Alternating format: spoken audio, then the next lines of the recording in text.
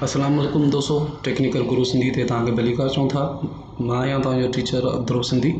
जी दोस्तों, अॼु जो जेको ट्यूटोरियल वीडियो आहे उहो इन मुतलिक़ आहे त तव्हांजो जेको PTCL वाईफाई आहे उन ते केतिरा यूज़र हिन वक़्तु हली रहिया आहिनि ऐं उन्हनि जी जेको सो लिमिट छा आहे ऐं उहो कीअं ॾिसे त केतिरा यूज़र हिन वक़्तु जेको सो कनेक्टेड आहिनि, इहो तव्हांखे अॼु सेखारींदासीं। वीडियो तमामु इंट्रस्टिंग थियण वारो आहे। उमेद आहे त तव्हांखे ज़रूरु पसंदि ईंदो।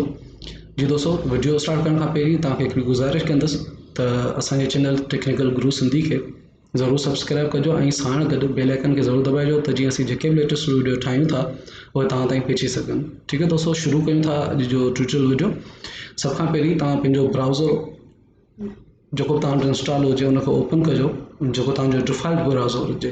जेकॾहिं तव्हां ॿिए के ब्राउज़र खे यूज़ कयो था या तव्हां वटि 2 खां 3 या 4 तव्हां वटि ब्राउज़र आहिनि त उन ब्राउज़र में तव्हां जेको सो इहो साइट खोलिजो जेको तव्हां डिफॉल्ट। जेकॾहिं ॿिए के ते तव्हां इहो खोलींदा त उहो तव्हांजो जेको सो साइट ओपन न थींदी। ठीकु आहे दोस्तों, हीअ ॻाल्हि ज़रूरु नोट कजो ऐं पंहिंजे ज़हन में रखिजो।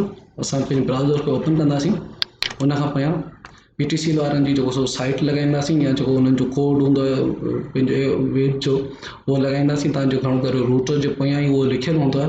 कंहिंजो 192.168.1.1 हूंदो आहे, कंहिंजो 192.168.10.1 हूंदो आहे। उहो लॻाइण जो उन खां पोयां 192.168.10.1 जीअं तव्हां लॻाईंदा त तव्हांखे हिन टाइप जो हिकिड़ो इंटरफेस ॾिसणु ईंदो जेको असां तव्हांखे पहिरीं बि वीडियोज़ में सम्झाए चुका आहियूं। उन खां पोइ तव्हां पंहिंजो यूज़र नेम ऐं पासवर्ड लॻाईंदा जेको तव्हांजो हूंदो रूटर जो, उहो तव्हांजे रूटर जे पोयां ई लिखियलु हूंदो पासवर्ड ऐं यूज़र नेम तक़रीबन डिफॉल्ट एडमिन ई हूंदो। उनखे लॉगिन कंदा। जीअं तव्हां लॉगिन कंदा त हिन तरह जो हिकिड़ो तव्हांखे इंटरफेस ॾिसण में ईंदो। उन खां पोइ तव्हां छा कंदा, डिवाइस इन्फो ते क्लिक कंदा।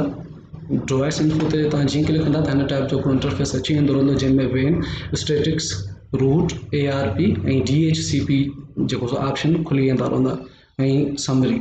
असांखे छा करिणो आहे, असांखे DHCP ते क्लिक करिणो आहे। DHCP ते जीअं क्लिक कंदासीं त इहो हिकिड़ो इंटरफेस तव्हांजे साम्हूं अची वेंदो रहंदो जंहिंमें तव्हांखे इहो ॾेखारे रहियो आहे त हिन वक़्तु केतिरा यूज़र्स तव्हांजे जेको सो डिवाइस ते कनेक्टेड आहिनि।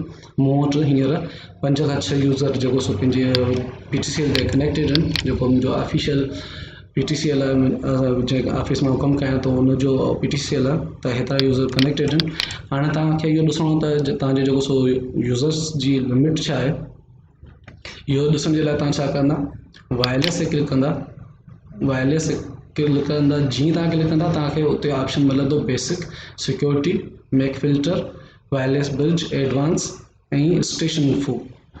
ठीकु आहे दोस्तों, असांखे कंहिं ते क्लिक न आहे करिणो, सिर्फ़ु वायरलेस ते क्लिक कंदासीं ऑटोमेटिकली असांजो बेसिक ते जेको सो क्लिक थी वेंदो रहंदो।